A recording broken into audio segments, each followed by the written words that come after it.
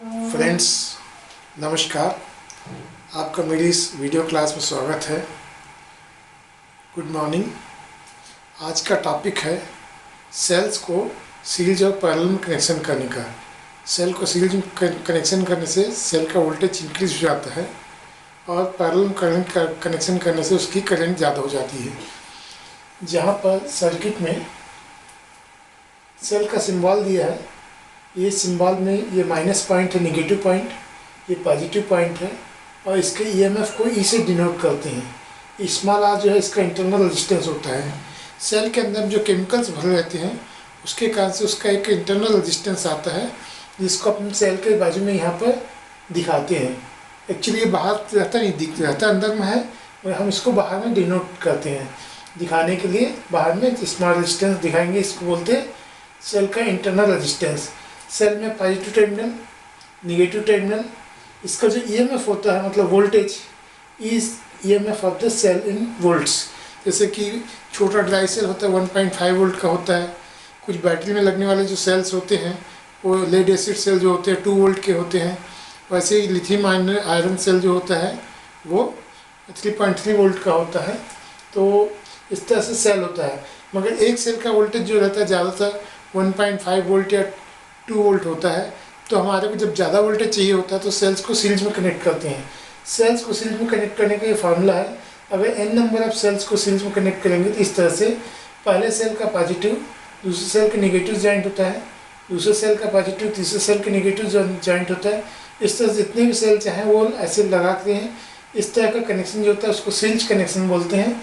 इसमें लास्ट में एक नेगेटिव पॉइंट बनता है, एक पॉजिटिव पॉइंट बनता है। जब कभी भी हम सेल को सीरीज में लगाते हैं तो इसकी वोल्टेज जो है वो n टाइम्स हो जाता है। जैसे कि n सेल को हमने सीरीज में लगाया तो इक्विवेलेंट वोल्टेज जो होगा ईएमएफ हो जाएगा equivalent is equal to n into E. मतलब यदि 2 सेल लगाएंगे तो वोल्टेज डबल हो जाएगा, 3 सेल लगाएंगे तो ट्रिपल हो जाएगा, 4 सेल लगाएंगे तो 4 टाइम्स हो जाएगा। अगर n सेल सीरीज में लगाएंगे तो उसका वोल्टेज n टाइम्स हो जाएगा। उसी तरह से उसका जो इक्विवेलेंट रेजिस्टेंस होता है, इक्विवेलेंट इंटरनल रेजिस्टेंस जो है, एक सेल में R है तो नंबर ऑफ सेल्स हमने अगर n सीरीज में लगा दिए तो n सीरीज का जो इंटरनल रेजिस्टेंस का इक्विवेलेंट होगा वो n इंटू R ओम्स हो जाएगा। मतलब जब भी सीरीज में लगाएंगे तो उसका वोल्टेज भी इंक्रीज हो जाएगा। जितने सेल सीरीज में लगाएंगे उतने सेल के गुना कर देंगे तो उतना वोल्टेज आ जाएगा। जैसे कि 4 सेल सीरीज में लगाएंगे और 1.5 वोल्ट का है तो 4 into 1.5 is equal to 6 volt हो जाएगा। और उसी तरह से उसका इंटरनल रेजिस्टेंस भी 4 टाइम्स हो जाएगा। पर उसकी जो करेंट कैपेसिटी रहेगी सेम रहेगी। करेंट कैपेसिटी जैसे उसकी 1 एम्पियर की है तो वो सेम रहेगी।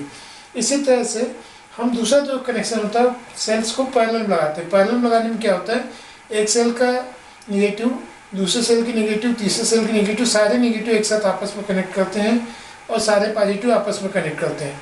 पैरेलल में कनेक्शन करने से जो इक्विवेलेंट ईएमएफ होता है वो हमेशा ई के बराबर होता है। मतलब जैसे एक सेल का वोल्टेज 5 वोल्ट है तो जितने भी सेल पैरेलल लगा देंगे सबका टोटल वोल्टेज 5 वोल्ट ही रहेगा। परंतु इसकी जो करंट है, अगर 1 एम्पियर करंट है तो 5 सेल सीरीज में पैरेलल लगाएंगे तो इसकी करंट 5 एम्पियर जाएगी।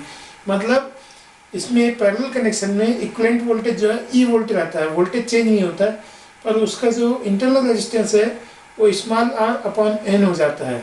और जो करंट कैपेसिटी हो जाती है n times of the current capacity of 1 cell हो जाती है। सपोज 5 एम्पियर का सेल है और 5 सेल अगर हमने पैरेलल लगा दिए तो 25 एम्पियर हो जाएगी।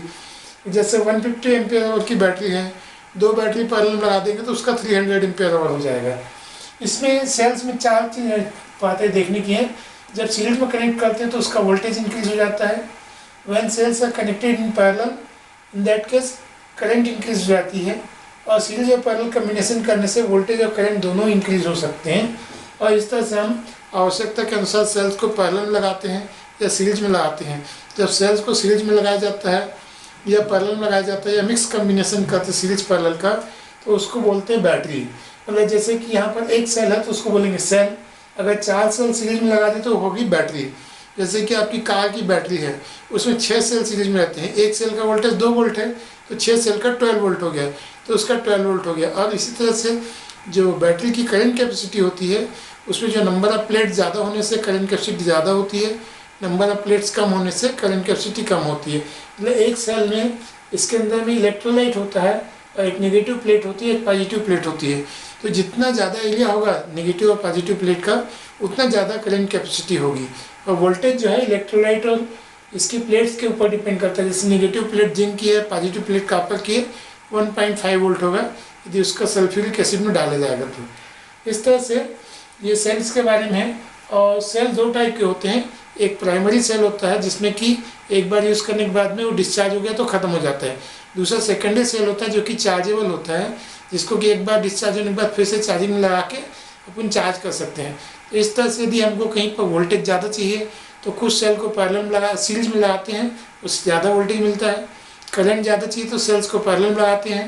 और यदि वोल्टेज और करंट दोनों ज़्यादा चाहिए तो उस केस में हम सेल्स को सीरीज में लगाते हैं और फिर सीरीज कम्बिनेशन के साथ में पैरेलल कम्बिनेशन करते हैं।